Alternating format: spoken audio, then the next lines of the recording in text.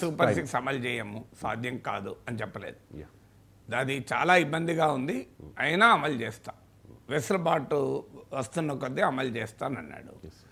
వాస్తవంగా మీరు గత ఎన్నికలకు 20 ఏళ్ళ ఎన్నికలు చూస్తే ఈ హామీలు చంద్రబాబు నాయుడు ఇచ్చినా కూడా జనం నమ్మేవారు కాదు. మొదట్లో మీకు 2009 ఎలక్షన్ తీసుకుంటే 2004 ఎలక్షన్స్ ఒక క్రైటీరియా. 2004 ఎలక్షన్లో రాజశేఖర రెడ్డి అనేక సంక్షేమ పథకాల హామీలతో రంగంలో దిగాడు, ముఖ్యంగా ఉచిత విద్యుత్తో.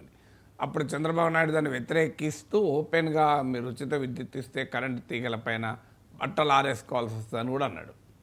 ఎందుకంటే ఆయన అప్పుడు నిర్దిష్టంగా నిలబడ్డాడు, సంక్షేమ పథకాలకు వల్ల దుబారా చేయలేం మేము, డెవలప్మెంటే ముఖ్యము అని నిలబడ్డాడు. ఎన్నికల్లో ఓడిపోయాడు కూడా.